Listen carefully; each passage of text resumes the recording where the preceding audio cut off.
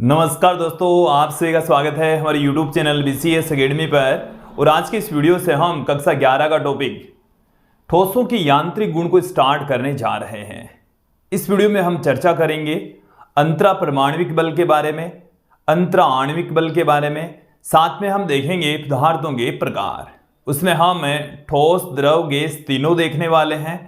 विशेष रूप से हम ठोसों के बारे में चर्चा करेंगे कि ठोस होते क्या हैं और ठोसों के प्रकार, जो क्रिस्टलीय ठोस और अक्रिस्टलीय ठोस है, उनके बारे में भी आज के इस वीडियो में चर्चा करने वाले हैं, जानने वाले हैं, समझने वाले हैं।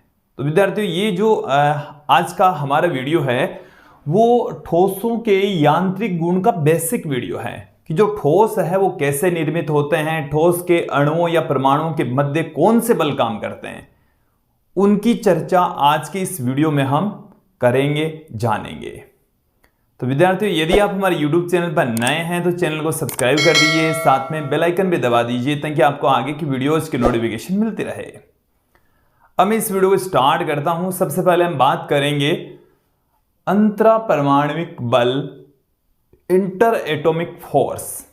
देखिए, नाम से ही स्पष्ट है कि ये परमाणुओं के मध्य काम करता है कि हमारे पास में कोई पदार्थ है और हम ये जानते हैं कि जो पदार्थ है वो अति सूक्ष्म कणों से मिलकर बना हुआ है, और वो जो अति सूक्ष्म कण है उन्हें हम परमाणु कहते हैं। अर्थात जो कोई भी पदार्थ होता है वो परमाणुओं से मिलकर बना होता है, और उन परमाणुओं के मध्य लगने वाला जो बल है उसी को ही हम कहते हैं अंतरा परमाणविक बल, इंटर एटॉमिक फोर्स।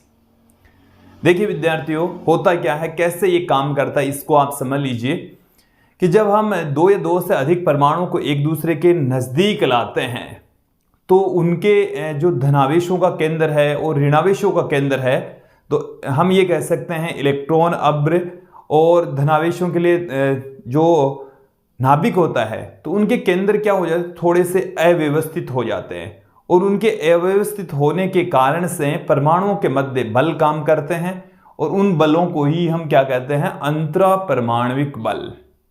तो ये देखिए किन के बीच में काम करेंगे, परमाणुओं के मध्य काम करते हैं। किसके मध्य काम करेंगे,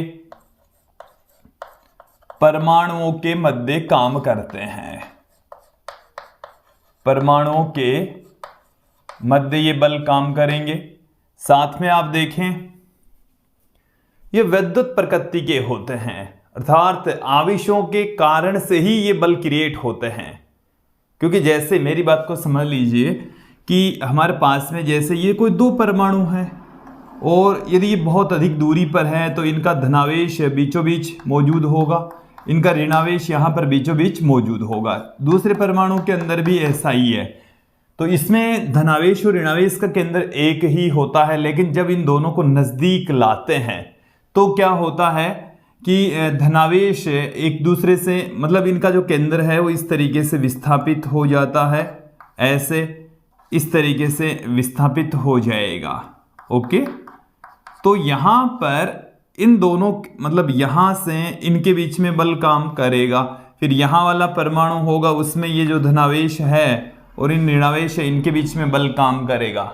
ओके, तो परमाणुओं के मध्य जो बल काम करता है उस बल को हम क्या कहते हैं, अंतरा परमाणविक बल। और क्यों काम कर रहा है, क्योंकि जो धनावेश और ऋणावेश के केंद्र हैं वो क्या हो जाते हैं, अव्यवस्थित हो जाते, थोड़े से विस्थापित हो जाते हैं, और उसी वजह से ही कौन से फोर्स काम करेंगे, इंटर एटॉमिक फोर्स काम करेगा। क्लियर, समझ में आ गई। और देखिए ये मैंने क्लियर कर दिया है कि ये जो बल है वो विद्युत प्रकृति का होता है। विद्युत प्रकृति का मतलब है कि ये आवेशों के बीच में ही काम करते हैं। फिर मैं बात करता हूं ये कब काम करेंगे, तो जब परमाणुओं के बीच में जो दूरी है वो 10 की घात -10 मीटर की कोटि की होती है, तब ये बल काम करते हैं। इनकी प्रास काफी कम होती है। तो ये एकदम क्लियर हो जाना चाहिए। फिर मैं थोड़ा सा आगे बढ़ता हूं कि दूरी के साथ में परमाणुओं के मध्य की जो डिस्टेंस है उसके साथ में इन बलों की प्रकृति कैसे चेंज होती है, बलों का परिमाण कैसे चेंज होता है, वो हम देख लेते हैं। देखिए, ग्राफ के जरिए मैं आपको समझा देता हूं कि ये हमारे पास में एक ग्राफ है, इसमें हम इस तरफ ले रहे हैं बल, इस एक्सिस के ऊपर तो हमने क्या लिया है बल, ये 0, और ये बल यहां पर प्लस में है इस तरफ, और इस तरफ है माइनस में, और इस तरफ हमने ली है दूरी। क्या ली है? दूरी। अब देखिए जब दो परमाणुओं के बीच के डिस्टेंस को कम करते हैं तो बल किस तरीके से चेंज होता है वो देख लीजिए। बल ऋणात्मक रहता है। कैसा रहेगा? ऋणात्मक, बहुत कम। फिर ये बल इस तरीके से चेंज होगा। देखेंगे आप यहां पर कि बल का मान बढ़ रहा है। यदि बल का मान ऋणात्मक होता है इट मीन्स वहां पर प्रतिकर्षण बल काम कर रहा है। बल का मान आकर्षण बल काम कर रहा है। एक बार इसको क्लियर करें कि फोर्स कैसा है? नेगेटिव है, ऋणात्मक बल है, इट मीन्स वहां पर आकर्षण बल है। कैसा बल है? तो यहां पर आकर्षण बल काम कर रहा है, और जब डिस्टेंस एक जैसे जैसे कम होती जाएगी ये जो आकर्षण बल है वो बढ़ता जाएगा, आकर्षण बल इंक्रीज होता जाएगा। ओके, एक स्थिति ऐसी आएगी, एक स्थिति ऐसी हमें मिल जाएगी कि उस पर आकर्षण बल क्या हो जाएगा? अधिकतम हो जाएगा, मैक्सिमम हो जाएगा। और उस स्थिति में जो परमाणुओं के बीच की जो डिस्टेंस होती है उसको हम कहते हैं क्रांतिक दूरी। क्या कहा जाता है? क्रांतिक दूरी कहा जाता है। उस दूरी के पश्चात, जैसे ये जो दूरी है इसको हम कई जगह पर अक्ष से तो कई जगह पर अक्षी से प्रदर्शित करते हैं, और क्रांतिक दूरी से जब दूरी कम होती है, दूरी क्या होती है? कम होती है, तो इस तरीके से जो बल का मान है, आकर्षण बल है, वो घटता हुआ कितना हो जाता है? 0 हो जाता है। और जिस दूरी पर 0 होता है उसको हम r से पुट कर देते हैं। किससे पुट कर देते हैं? r से। r से दूरी कम होने पर ये जो बल है वो प्रतिकर्षण प्रकृति का हो जाता है। बल धनात्मक, इट मीन्स बल कौन सी प्रकृति का हो जाएगा? प्रतिकर्षण प्रकृति का हो जाएगा। देखो एक बार ग्राफ को समझ लीजिए कि जब किसी पदार्थ के परमाणुओं के मध्य की दूरी घटती है तो आकर्षण बल धीरे धीरे धीरे धीरे इंक्रीज होता है, और दूरी कम होने पर एक स्थिति ऐसी आ जाएगी कि जिसके ऊपर आकर्षण बल अधिकतम हो जाएगा, और उस दूरी को हम क्रांतिक दूरी कहते हैं। उस दूरी को क्या कहा जाता है? यहां जो अक्ष है वो क्या है? क्रांतिक दूरी। फिर भी यदि हम परमाणु के बीच के डिस्टेंस और कम करते हैं तो यह आकर्षण बल धीरे धीरे कम होता हुआ शून्य हो जाता है, और एक स्थिति ऐसी आती है कि उसके पश्चात भी दूरी यदि आप कम करते हैं तो जो बल है वो आकर्षण से प्रतिकर्षण प्रकृति का हो जाता है। कौन सी प्रकृति का हो जाएगा? प्रतिकर्षण प्रकृति का हो जाता है। r से दूरी r के बराबर रहेगा तब बल शून्य, r से दूरी कम होने पर प्रतिकर्षण, r से ज्यादा होने पर आकर्षण प्रकृति का रहेगा। यह आपको समझ में आ जाना चाहिए। क्लियर? अब मैं यहां पर परमाणुओं के मध्य एक ऊर्जा, क्योंकि आकर्षण प्रतिकर्षण बल काम कर रहा है तो इन परमाणुओं के मध्य एक ऊर्जा संचित हो जाएगी। उस ऊर्जा को हम स्थितिज ऊर्जा कहते हैं, और वो स्थितिज ऊर्जा दूरी के साथ में किस तरीके से बदलती है उसको भी हम यहां पर समझ लेते हैं। देखिए इसी के संगत में ग्राफ लेकर चल रहा हूं, इस तरीके से ग्राफ लेकर चल रहा हूं। इस तरफ हमने ली है स्थितिज ऊर्जा, इधर स्थितिज ऊर्जा है धनात्मक, इधर स्थितिज ऊर्जा है ऋणात्मक, और यहां पर हमने इस तरफ ली है दूरी। विद्यार्थियों हम आपको बता दें कि जैसे जैसे डिस्टेंस कम होगी, जैसे जैसे दूरी क्या होती जाएगी? कम होती जाएगी। स्थितिज ऊर्जा का मान, देखो ऋणात्मक स्थितिज ऊर्जा होगी उसका मान है, मतलब जो स्थितिज ऊर्जा है वो कम होती जाएगी, और जब बल शून्य हो जाता है तो स्थितिज ऊर्जा अधिकतम हो जाएगी। स्थितिज ऊर्जा क्या हो जाएगी? अधिकतम। ये देखो जो ग्राफ है वो इस तरीके से हमें प्राप्त होता है, ऐसा ग्राफ मिलेगा। देखो ध्यान देंगे, जैसे जैसे डिस्टेंस कम होती है, जैसे जैसे डिस्टेंस कम होती है स्थितिज ऊर्जा का मान कम होता जाएगा।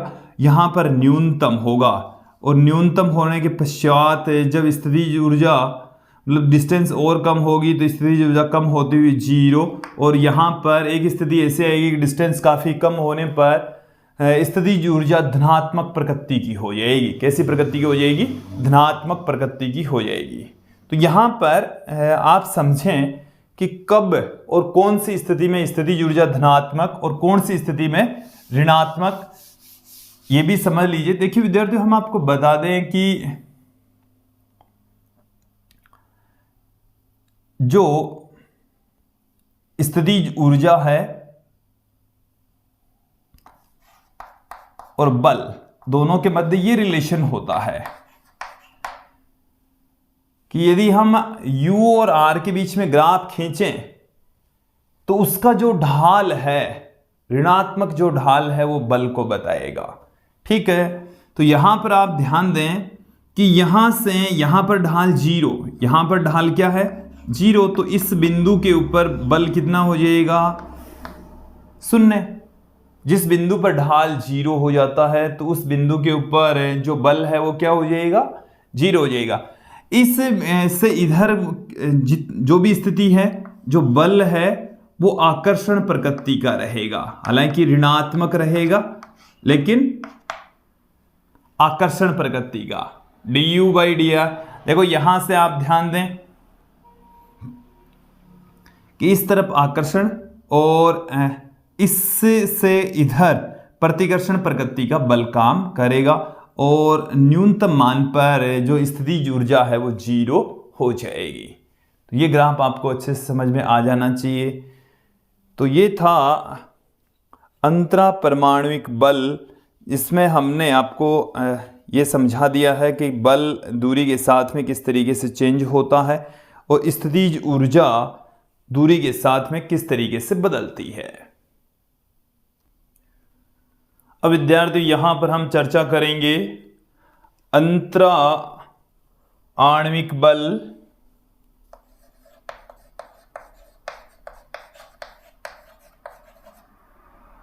अंतराण्विक बल, इंटरमोलिकुलर फोर्स, इंटरमोलिकुलर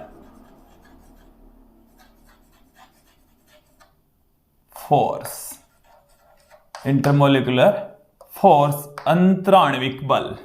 देखिए नाम से ही स्पष्ट है कि ये जो बल है वो अणुओं के मध्य लगेगा। देखिए विद्यार्थी, जो पदार्थ है वो परमाणुओं से मिलकर बनता है, लेकिन पदार्थ के अंदर कुछ छोटी छोटी इकाइयां ऐसी भी होती है जो स्वतंत्र अवस्था में पाई जा सकती है। उन इकाइयों को हम अणु कहते हैं, और जब अणु एक दूसरे के नजदीक आते हैं तो उनके मध्य लगने वाला जो बल है उसी बल को हम अंतराण्विक बल कहते हैं, इंटरमोलिकुलर फोर्स कहा जाता है। तो ये किनके मध्य काम करेगा? अणुओं के मध्य काम करेगा। देखिए अंतरा परमाणुविक बल की भांति ये बल भी विद्युत प्रकृति का होता है, इसमें भी आवेशों के बीच में ये बल काम करता है। देखिए अंतरा परमाणुविक बल की भांति इनकी प्रास भी काफी कम होती है। अंतराण्विक बल की जो प्रास है वो 10⁻⁻9 मीटर, जबकि अंतरा परमाणुविक बलों की प्रास इससे भी कम 10⁻10 मीटर थी। हालांकि ये जो अंतराण्विक बल होते हैं वो अंतरा परमाणुविक बल की तुलना में कमजोर होते हैं। क्लियर? चलिए ये बातें मैं आपके सामने रखता हूं। फिर जो अणुओं के मध्य लगने वाला आकर्षण और जो प्रतिकर्षण बल है, अंतराण्विक बल है, उसका फॉर्मूला, स्थितिज ऊर्जा का फॉर्मूला आपके सामने रखने वाला हूं मैं। चलिए, तो ये जो अंतराण्विक बल है वो किन के मध्य काम करेगा? अणुओं के मध्य काम करता है। पदार्थ के जो अणु हैं उनके मध्य काम करेगा। फिर बात करते हैं ये कौन सी प्रकृति का होगा? तो ये भी विद्युत प्रकृति के बल होते हैं। इट मीन्स आवेशों के मध्य ये काम करेंगे। फिर बात करते हैं इनकी प्रास। तो इनकी प्रास भी काफी कम होती है, 10⁻⁻9 मीटर की कोटि की होती है। फिर मैं बात करूं परबलता, तो जो अंतरा आणविक बल है, अंतरा आणविक बल क्या होते हैं, ये थोड़े कमजोर, और अंतरा परमाणविक बल, अंतरा परमाणविक बल की तुलना में ये क्या होते हैं, थोड़े से कमजोर होते हैं, दुर्बल प्रकृति के होते हैं। तो ये यहां तक तो एकदम क्लियर हो जाना चाहिए। अब मैं यहां पर कि जो अंतरा आणविक बल है वो विद्यार्थियों आकर्षण और प्रतिकर्षण दोनों प्रकृति का होता है। तो जो आकर्षण बल होता है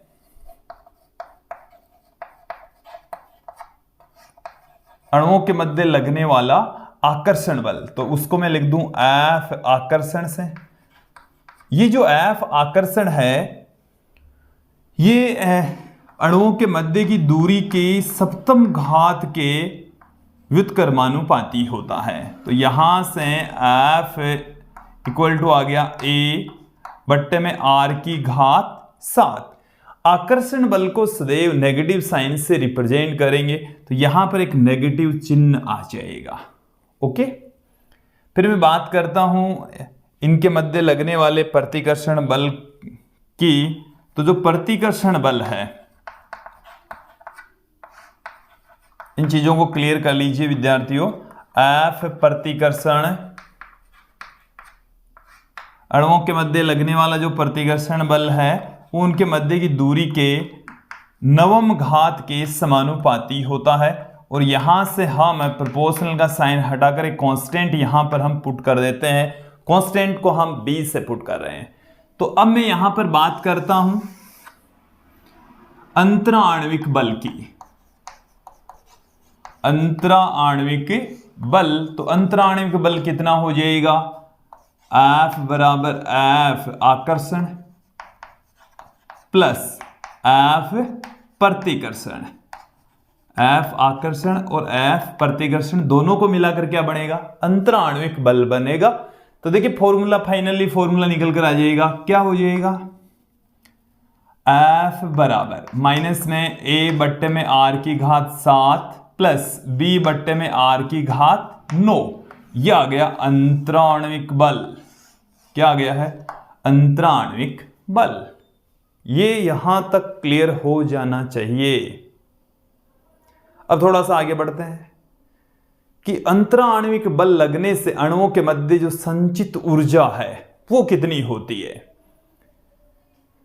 तो देखिए आकर्षण बल की वजह से भी स्थितिज ऊर्जा संचित होगी और प्रतिकर्षण बल के कारण से भी स्थितिज ऊर्जा संचित होगी। तो देखिए प्रतिकर्षण बल के कारण से जो स्थितिज ऊर्जा संचित होगी वो धनात्मक, और आकर्षण बल के कारण से जो स्थितिज ऊर्जा संचित होगी वो ऋणात्मक। तो यहां से मैं स्थितिज ऊर्जा सीधी पुट कर देता हूं। आपको मैं बता दूंगा कि स्थितिज ऊर्जा है उसको हम यहां से इस तरीके से पुट कर देंगे, A बट्टे में R की घात n माइनस B बट्टे में R की घात m। A और B कांस्टेंट है, ये देखो स्मॉल a और b भी कांस्टेंट थे और a और b कैपिटल वाले भी कांस्टेंट ही है। तो इस फॉर्म में लिखा जाता है, स्थितिज ऊर्जा इस रूप में लिखी जाएगी। ये n और m के मान चेंज होते रहेंगे, n और m के मान चेंज होते रहेंगे। देखिए जो मोस्टली, ये मैं आपको बता दूं कि ये जो पद है वो प्रतिकर्षण के लिए आया है। किसके लिए आया है, प्रतिकर्षण से। और ये जो पद है नेगेटिव वाला वो किसके लिए आया है, आकर्षण के लिए। अब मैं यहां पर बात करता हूं कि जो मोस्टली जो सॉलिड होते हैं उनके लिए n का मान 12 होता है। n का मान क्या होता है, ये फिक्स तो नहीं है, पर ज्यादातर ठोसों के लिए n का मान 12 और m का मान कितना होता है, 6 होता है। देन यहां पर स्थितिज ऊर्जा क्या आ जाएगी, ज्यादातर ठोसों के लिए, ज्यादातर ठोसों के लिए फॉर्मूला क्या हो जाएगा, A बट्टे में R की घात 12 माइनस B बट्टे में R की घात 6, क्योंकि ज्यादातर ठोसों के लिए n बराबर 12 और m बराबर कितना होता है, 6 होता है। तो विद्यार्थियों ये था अंतरा आणविक बल, जिसमें हमने इसकी प्रकृति के बारे में पढ़ा, बल का फॉर्मूला, इनके कारण से जो स्थितिज ऊर्जा अणुओं के मध्य संचित होती है उसके बारे में पढ़ा। अब मैं यहां पर बात करूंगा पदार्थों के प्रकार, क्योंकि पदार्थ अणु और परमाणुओं से मिलकर बने होते हैं और उन अणु और परमाणुओं के मध्य अंतराण्विक अंतरापरमाणुविक बल काम करते हैं, जिसके कारण से पदार्थ हैं वो अलग अलग प्रकृति के होते हैं। पदार्थों को हम उनकी अवस्था के आधार पर 3 भागों में डिवाइड करते हैं, ठोस, द्रव और गैस। इनको एक एक करके हम पढ़ेंगे, समझेंगे। चलिए,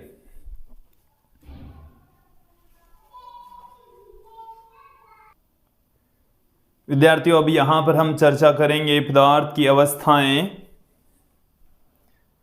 देखिए, पदार्थ को हम 3 अवस्थाओं में विभाजित करते हैं, ठोस, द्रव और गैस। ये 3 अवस्थाएं प्राप्त क्यों होती है, इसके पीछे रीजन देखिए कि अणुओं के मध्य जो बल काम करता है जिसे हम अंतराण्विक बल कहते हैं, परमाणुओं के मध्य जो बल काम करता है उसको हम अंतरापरमाणुविक बल कहते हैं। ये बल भिन्न भिन्न होते हैं कि किसी मैटर में अंतराण्विक और अंतरापरमाणुविक बल यदि अलग अलग हैं, 2 मैटर हैं तो उनमें ये बल अलग अलग होंगे, तो उस वजह से उनकी अवस्थाएं भी क्या होती है, अलग अलग होती है। दूसरा जो मेन रीजन है पदार्थ की भिन्न अवस्थाओं के होने के पीछे, वो है कि उनके अणु या परमाणुओं की जो उष्मीय गति होती है उसकी वजह से भी भिन्न अवस्थाएं हमें प्राप्त होती है। तो देखिए, अब हम यहां पर जानने वाले हैं पदार्थ की अवस्थाएं। पदार्थ की अवस्थाएं,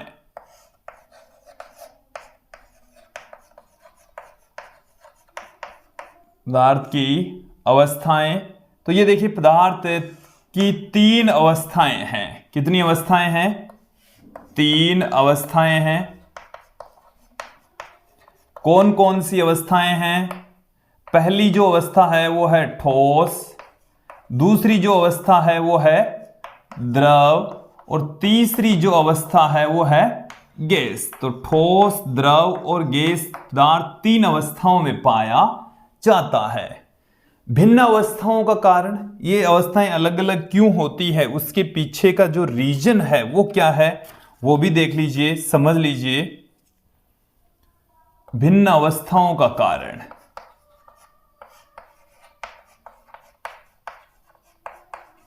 अवस्थाएं अलग अलग होने के पीछे रीजन क्या है? पहला कारण तो हमने आपको स्पष्ट कर दिया है कि भिन्न अंतराण्विक और अंतरापरमाणुविक बलों का होना। अंतरापरमाणुविक व अंतराण्विक बलों का भिन्न भिन्न होना, अलग अलग होने के कारण से अवस्थाएं अलग अलग हो जाती है। दूसरा जो रीजन है वो है अणुओं की या परमाणु की अनियमित ऊष्मीय गति के कारण। पदार्थ के जो अणु हैं या जो परमाणु हैं,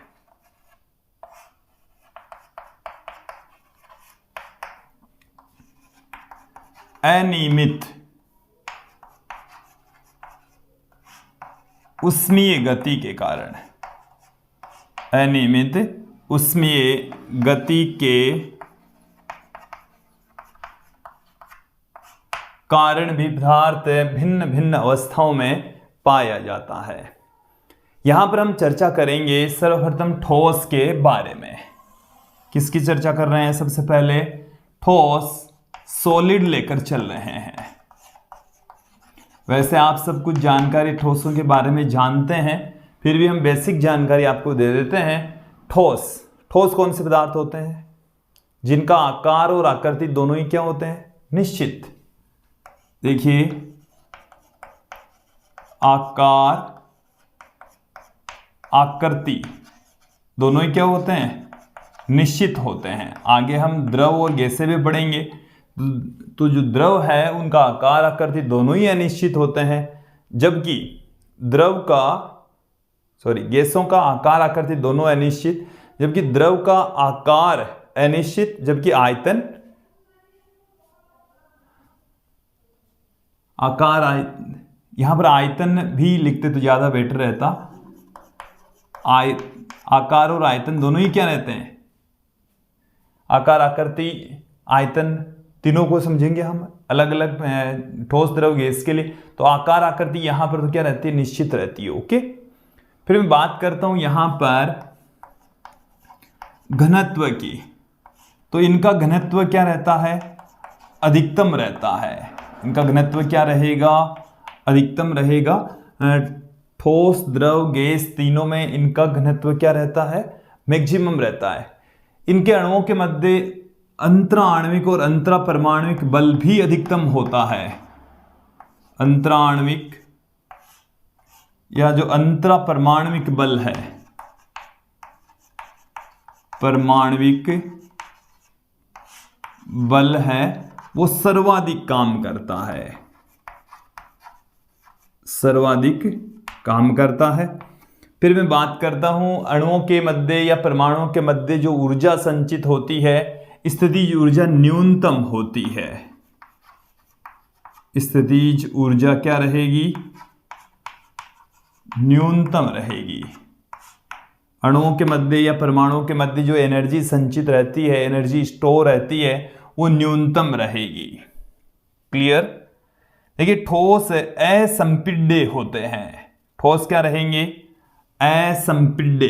तो ये ठोसों की एक और प्रॉपर्टी देख लीजिए। ठोस कैसे रहते हैं? असंपीड्य। देखो, इसका मतलब क्या है कि बाहर से आप बल लगा रहे हैं तो इनके आकार आकृति में कोई परिवर्तन नहीं होता, इनमें संपीड़न नहीं होता, तो ये असंपीड्य होते हैं।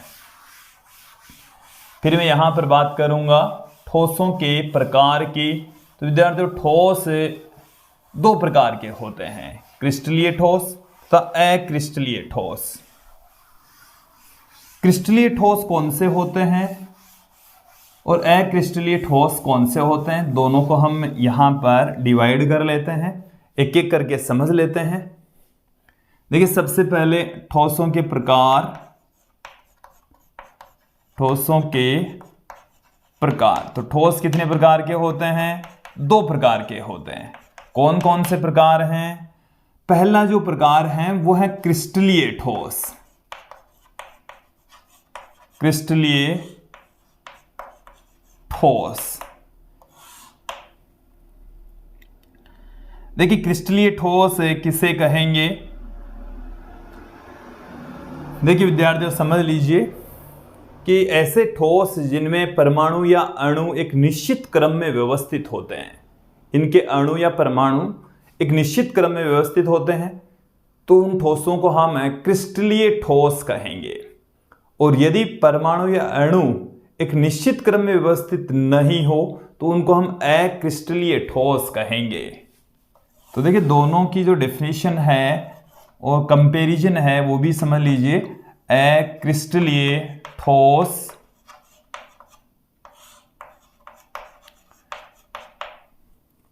तो पहले जो इनकी डेफिनेशन में आपके सामने पुट कर देता हूं। इनके परमाणु या अणु, परमाणु या जो अणु हैं निश्चित क्रम में व्यवस्थित होते हैं।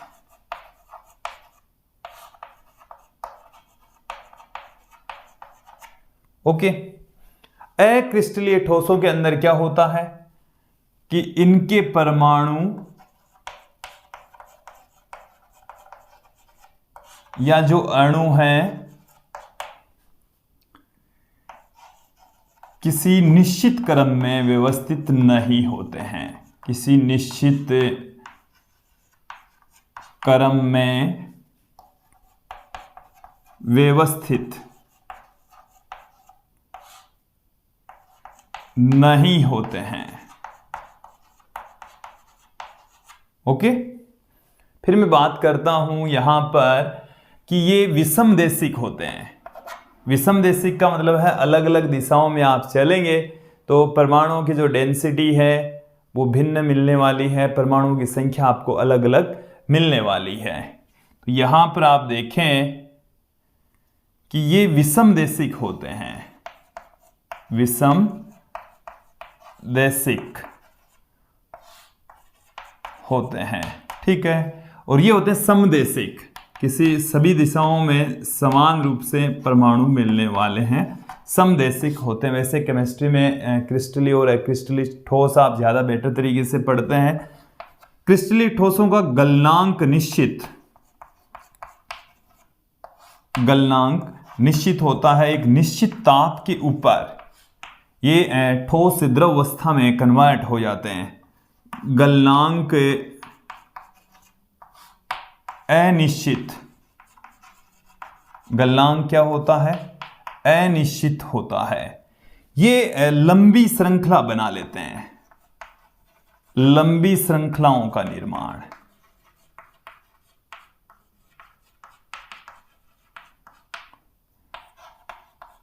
क्रिस्टलीय ठोस क्या करते हैं? लंबी श्रृंखलाओं का निर्माण करते हैं, जबकि अक्रिस्टलीय ठोस में लंबी श्रृंखलाओं का निर्माण नहीं होता है।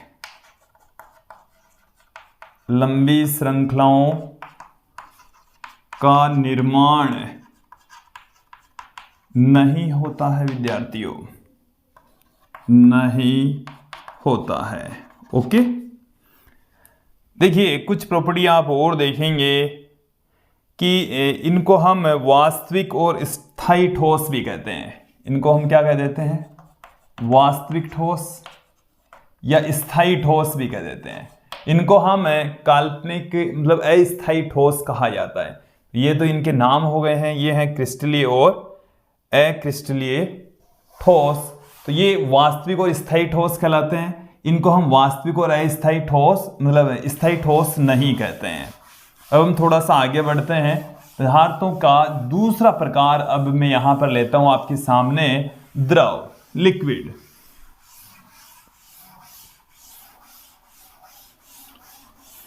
देखिए लिक्विड बहने का गुण रखते हैं, एक स्थान से दूसरे स्थान तक बहकर चले जाते हैं। इनका आयतन तो निश्चित होता है लेकिन आकार अनिश्चित होता है। इनका जो घनत्व है वो ठोसों से कम होता है। इनके अणुओं या परमाणुओं के मध्य लगने वाला जो बल है, अंतराण्विक अंतरापरमाणविक बल, वो ठोसों की तुलना में कम होता है। ठोसों की तुलना में क्या होता है? कम होता है। इसी वजह से इनके मध्य जो इनका जो घनत्व है, डेंसिटी है, वो ठोसों की तुलना में क्या हो जाती है? कम हो जाती है। ओके, तो मैं अब यहां पर सेकंड पार्ट, द्रव, लिक्विड, द्रव यहां पर लेकर चल रहा हूं। देखिए इनका आयतन तो निश्चित होता है लेकिन आकृति क्या होती है? आयतन निश्चित, आकृति अनिश्चित। आकृति क्या होती है? अनिश्चित होती है। ठीक है, फिर मैं बात करता हूं अणुओं के मध्य लगने वाला जो आकर्षण बल है, अंतराण्विक बल है, वो ठोसों से कम, गैसों से अधिक। देखिए अंतराण्विक बल या इसके स्थान पर हो सकता है अंतरापरमाण्विक बल, अंतरापरमाण्विक बल ठोसों से कम, ठोसों से कम। ठोसों से तो क्या होता है? कम। वह गैसों से अधिक होता है, गैसों से अधिक होता है। ओके, घनत्व, घनत्व ठोसों से कम, ठोसों से कम और गैसों से अधिक, गैसों से अधिक होता है। ओके, फिर मैं बात करता हूं कि द्रव है ये अक्रिस्टलीय होते हैं, अक्रिस्टलीय होते हैं। और द्रव में अंतराण्विक दूरी, अंतराण्विक दूरी मतलब अणुओं के मध्य की दूरी, व अंतरापरमाण्विक दूरी, अंतरापरमाण्विक दूरी परिवर्तित होती रहती है, परिवर्तित होती रहती है। ओके, तो ये था द्रव और द्रव से रिलेटेड कुछ महत्वपूर्ण बातें। अब मैं यहां पर बात करूंगा गैस की। तो गैस क्या है?